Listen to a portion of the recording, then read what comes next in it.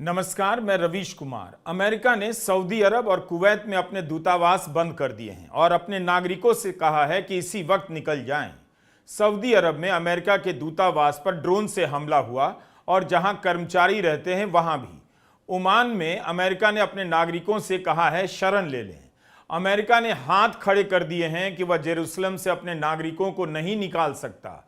अगर इसराइल की मदद से अमेरिकी निकलना चाहते हैं तो उनकी सुरक्षा की गारंटी अमेरिका नहीं लेगा, ये अमेरिका के दूतावास ने कहा है। बहरीन में ईरान ने अमेरिका के सैन्य हवाई अड्डों पर हमला कर दिया।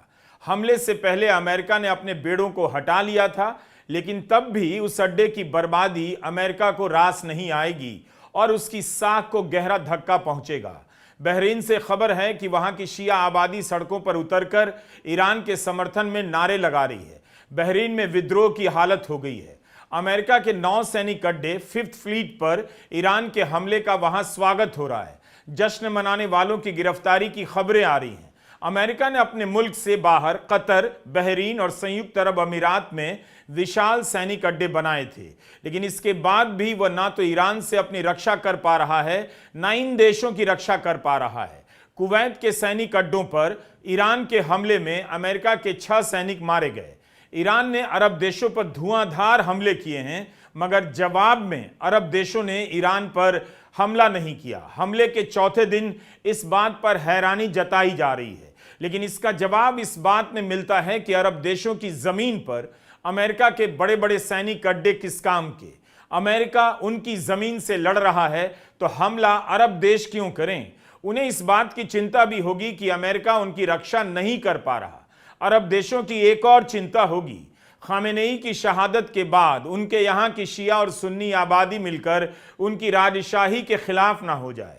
अगर ऐसा हो गया तो उन्हें ईरान के साथ साथ अपने देश के भीतर ईरान के असर से भी लड़ना होगा। ईरान शुरू से ही अरब देशों की राजशाही को टारगेट करता रहा है और कहता रहा है कि इस्लाम में इस तरह की कोई व्यवस्था नहीं। अकेले ईरान ने कई देशों पर हमला कर बताया है कि केवल अमेरिका पर अरब देशों का भरोसा करना खतरे से खाली नहीं। 3 मार्च की तमाम खबरों से कम यही लग रहा है कि खामेनेई की शहादत के बाद भी ईरान भारी पड़ने लगा है, या फिर इसे ऐसे भी देख सकते हैं कि ईरान तबाही को झेलते हुए भी अपनी ताकत का एहसास करा रहा है। चौथे दिन अमेरिका के पास दिखाने के लिए यही है कि अपने दूतावास को बंद कर रहा है, हमले के कारणों को यहां वहां शिफ्ट कर रहा है। इसराइल और अमेरिका दोनों मिलकर 150 से अधिक शहरों पर, ईरान के शहरों पर हमला कर चुके हैं। 700 से अधिक लोगों की मौत हो चुकी है ईरान में।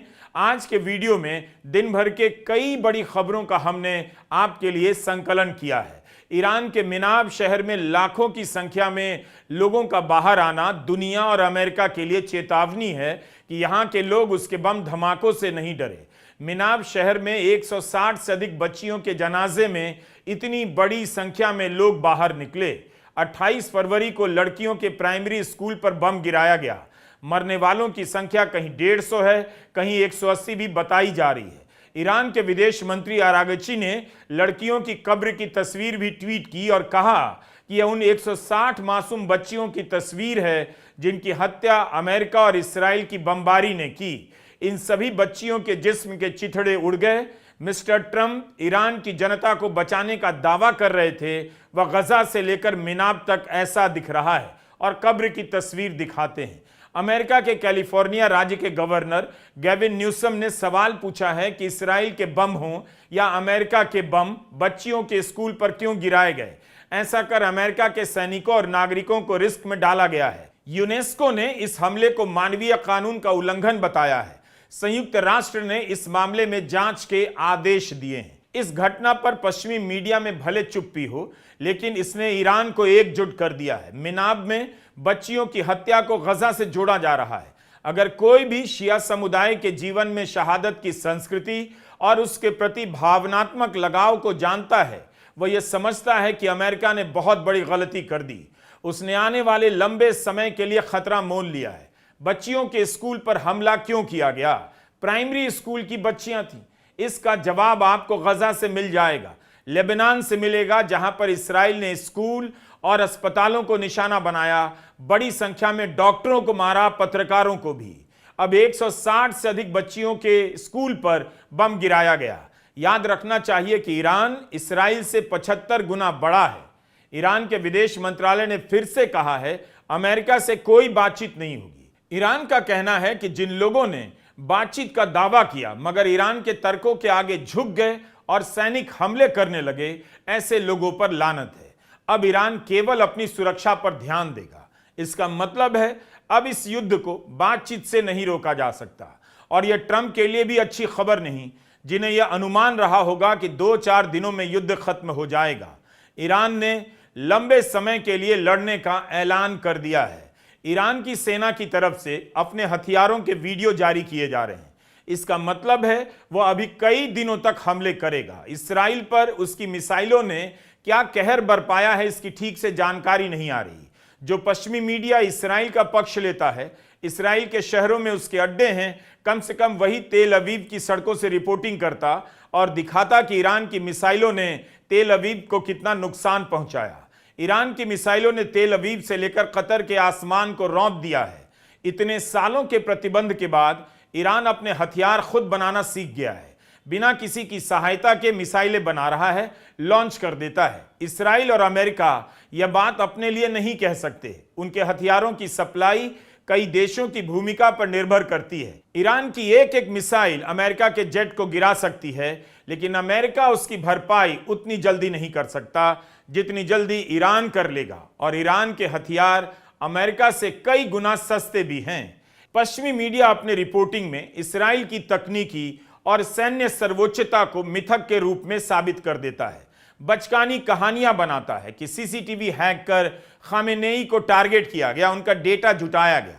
लेकिन खामेनेई का दफ्तर कहां है यह तो दुनिया में सबको पता है। वो अपने दफ्तर से भागे नहीं बल्कि मिसाइलों का सामना किया। क्या कोई भी नेता आज की तारीख में इस तरह से शहादत दे सकता है? नेतन्याहू के ही बंकर में छिपने की कितनी खबरें आ जाती हैं। खामेनेई की शहादत और बच्चियों की हत्या ने ईरान को एकजुट कर दिया है। ट्रंप को लगा होगा कि टॉप लीडरशिप को हटाकर जनता का साथ मिल जाएगा, लेकिन अब ऐसा होता मुश्किल लग रहा है। तमाम खबरों में यही बातें आ रही हैं कि ईरान पर हमला कर अमेरिका फंस गया। उसने इस्राइल पर कुछ ज्यादा भरोसा तो नहीं कर लिया। इतना मासूम भी अमेरिका को नहीं समझना चाहिए, क्योंकि दोनों देश हर वक्त पर हर फैसले में साथ नजर आते हैं। इस्राइल की सैन्य शक्ति के बारे में बढ़ा चढ़ाकर दावे किए जाते रहते हैं। अगर ऐसी कोई अचूक शक्ति इस्राइल के पास होती तो आज चौथे दिन इस्राइल और अमेरिका के खेमे में भगदड़ नहीं मची होती। इस्राइल के पास ऐसा कुछ नहीं जिससे वह 1 मिनट में पूरे ईरान को ठप कर दे। लेबनान में पेजर धमाका करना या 2024 में लेबनान में हिजबुल्लाह के चीफ हसन नसरल्लाह को मारकर यही दावा किया गया कि अब ईरान को घेरना आसान हो जाएगा, ईरान की शक्ति कमजोर हो गई। ईरान की टॉप लीडरशिप को भी खत्म करने के बाद 1 साल से यही बात कही जा रही है।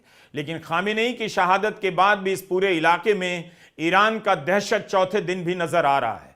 तेल अवीव के आसमान में ईरान की मिसाइलें कहर ढा रही हैं। लेबनान की तरफ से भी इस्राइल पर हमले की खबर है।